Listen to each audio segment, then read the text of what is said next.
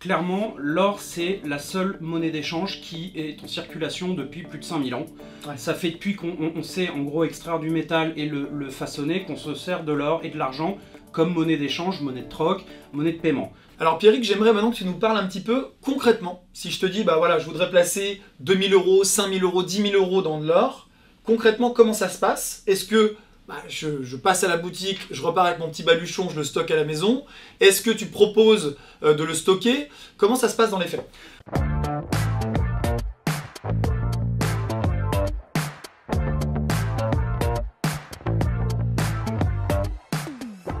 Alors très concrètement, c'est très facile d'acheter de l'or. Souvent les gens croient que c'est hyper compliqué alors qu'en fait c'est très simple. Moi concrètement, le client soit il passe en agence, soit il passe par téléphone avec moi, soit par mail. Ouais. On se met d'accord sur le montant, sur justement les supports qu'on va lui conseiller, parce qu'évidemment, en fonction du montant, c'est ce qu'on a déjà dit, les supports sont différents. On fait un devis indexé sur le cours du jour, parce qu'il faut savoir que l'or bouge en temps réel. Donc ça bouge tous les jours. Ça bouge à la seconde. On est sur une valeur qui est cotée à la bourse de Londres, donc ça bouge en permanence. Donc nous, on fait un devis, le client, s'il valide, c'est parfait. Il a juste à nous donner une pièce d'identité, ça c'est pour lui faire sa facture nominative. Il nous fait un paiement, et derrière, on s'approvisionne pour honorer la commande. Après, il y a la partie justement stockage qui est importante, donc on a plusieurs solutions.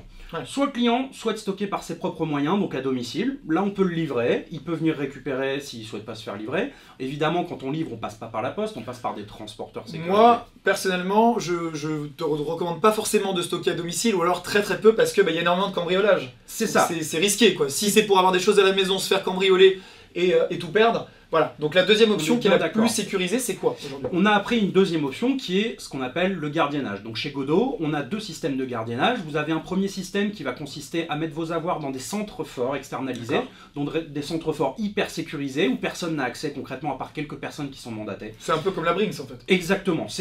On travaille avec des sociétés concurrentes de la Brinks, donc c'est exactement le même principe. Vous avez un centre fort, vous ne pouvez pas y rentrer, vos avoirs ils sont stockés en sécurité. Nous, en contrepartie, on vous donne un certificat de gardiennage avec votre facture. On vous donne aussi un accès sur notre site internet qui permet de voir les variations en temps réel, donc un peu comme un portefeuille d'action.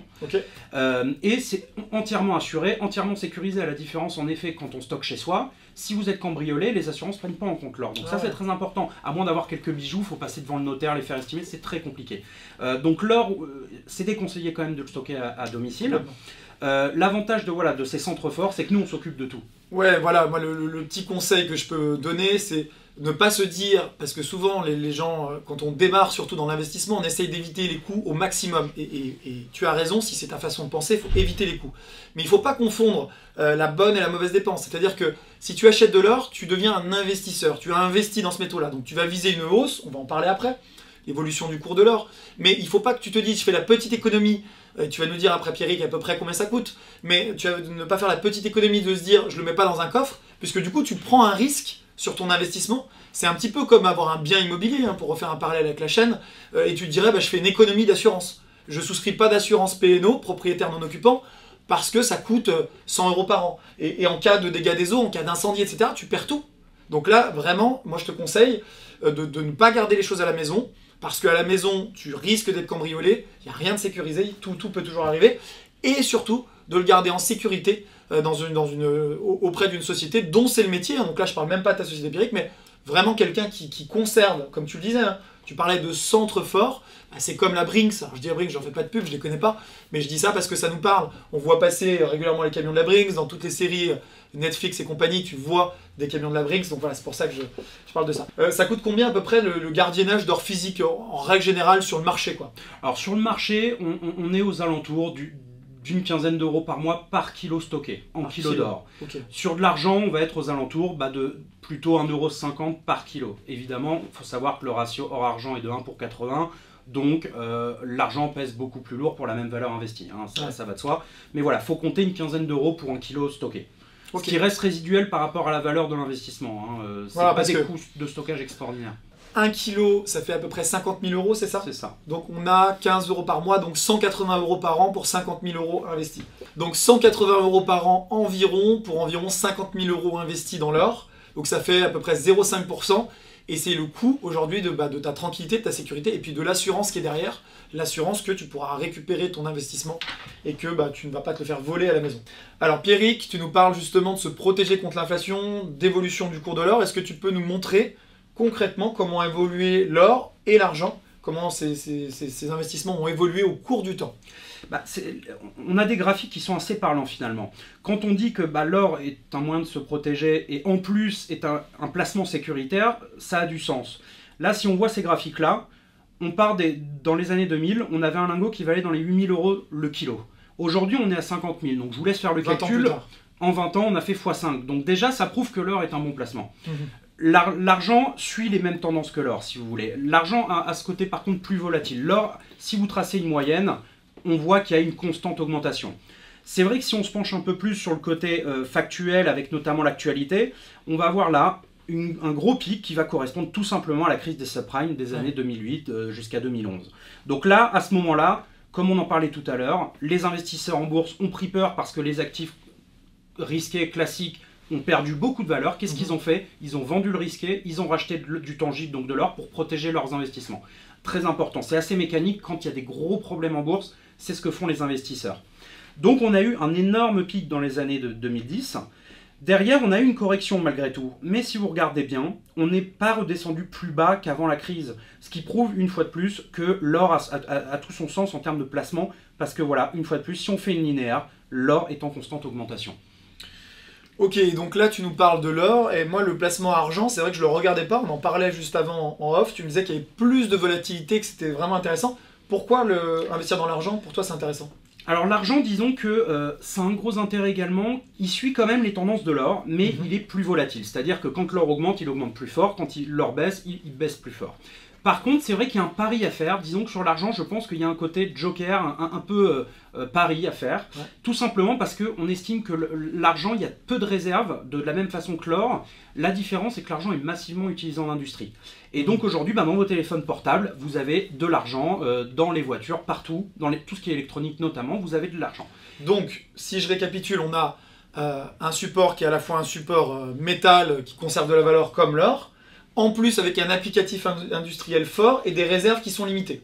Et en plus un recyclage qui est quasi inexistant. Ouais. C'est très compliqué aujourd'hui de recycler de l'argent, à contrario de l'or qui est recyclable. Donc on a tous les ingrédients pour que ça explose à la hausse. Exactement, c'est pour ça que selon les spécialistes, on estime que l'argent risque d'augmenter de façon très importante. Il dépassera jamais le cours de l'or, qu'on soit bien clair, mais aujourd'hui on est dans les 800 € du kilo, on estime qu'il peut arriver à 2 ou 3 000 € le kilo à court terme. Mais alors pourquoi tu m'as fait acheter de l'or et pas de l'argent? Très simple. Pourquoi? Parce que, comme je le montrais avec les graphiques, l'or a ce côté plus sécuritaire. D'accord. Disons que l'argent, ça va être pour du plus long terme, parce que cette fameuse grosse hausse, on ne sait pas quand est-ce qu'elle va arriver. C'est plus compliqué à anticiper. L'or reste quand même plus sûr. Au moins, l'or, vous avez... Et il y a aussi un deuxième argument, c'est que l'argent, il y a des frais d'acquisition qui sont beaucoup plus importants que sur l'or. C'est vrai que sur l'or, vous avez... C'est dû à quoi, ces frais? Tout simplement parce que l'argent étant très volumineux et très lourd, il faut le transporter, il faut s'approvisionner, il faut le stocker, etc. Et donc ça coûte très cher et ça pèse un peu sur les prix d'achat de l'argent. C'est pour ça qu'on conseille toujours de l'or dans un premier temps. Et par contre, pour le côté un petit peu joueur, on va se mettre sur de l'argent parce qu'il y a des vraies possibilités d'augmentation. Alors là, concrètement, on a un lingot d'or, un lingot d'argent. Je ne sais pas si tu t'en rends bien compte à la vidéo, mais il est à peu près combien, 3-4 fois plus épais? C'est ça. Donc il est 3-4 fois plus épais parce qu'en fait, il est moins dense. Donc pour 1 kg d'argent ici, 1 kg d'or ici, celui-là prend plus de place, prend 4 ou 5 fois plus de place. Et en plus de ça, il a nettement moins de valeur puisqu'il a une valeur de 800 €, c'est ça que tu me disais? C'est ça, contre autour de 800 €. 800 € contre 50 000 € ici. Donc là, on est sur un lingot scellé. Donc je t'invite à jeter un coup d'œil à la vidéo où on va te conseiller sur la construction de ton portefeuille et sur les différents supports d'investissement que tu peux acheter. Ça sera l'objet d'une autre vidéo. Pierrick, tu me disais que ce lingot d'argent est une exclue chez vous, c'est ça? C'est ça. Alors, pourquoi il a un grand intérêt, ce lingot? C'est que, comme on disait tout à l'heure, l'argent est utilisé en industrie. Donc, avant d'avoir ce produit-là, on était sur des lingots classiques qui avaient cet inconvénient d'avoir 20% de TVA à cause de cette utilisation industrielle. Aujourd'hui, on a réussi à dégoter ce produit qui est donc exactement comme un lingot d'argent de 1 kg, c'est de l'argent pur, ça fait 1 kg d'argent.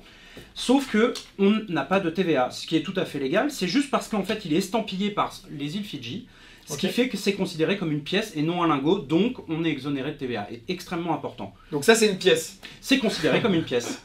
Et autour de ça, pourquoi il y a du plastique autour de ce lingot? C'est tout simplement pour le protéger, parce que, évidemment, comme les métaux, c'est des produits qui sont neufs, et donc ça se raye. Donc, En soi, ça fait pas perdre de la valeur qu'il soit rayé, mais c'est toujours bien de le protéger. En plus, on a le certificat qui est derrière, ça évite de perdre le certificat d'authenticité du lingot. Alors maintenant, la question que l'investisseur que tu es se pose, c'est comme dans l'immobilier, c'est est-ce qu'il y a des bons plans en termes de fiscalité? Combien je vais payer à l'achat, à la revente? Et est-ce qu'il y a des moyens peut-être d'optimiser, de manière tout à fait légale, hein, comme à chaque fois, mes investissements dans les métaux précieux? Alors, concrètement, la fiscalité sur les métaux est assez simple. Quand vous achetez des métaux, vous avez 0 taxe. Sur la revente, par contre, vous allez avoir 2 systèmes de taxation.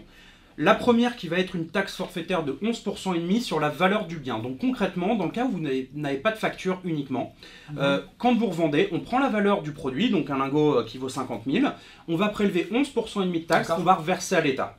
Ça c'est en fait si dans ma famille on me transmet des lingots, j'aimerais bien, mais peut-être des pièces d'or qui se passent de père en fils, des pièces d'or qui ont une valeur par exemple des Napoléons, quoi. C'est le truc classique. C'est le cas très classique. Concrètement, avant, les factures n'étaient pas obligatoires. Donc concrètement, les gens se donnaient des produits en or de la main à la main. Donc l'État se dit, nous on prend notre part du gâteau, on va prendre 11,5%. D'accord.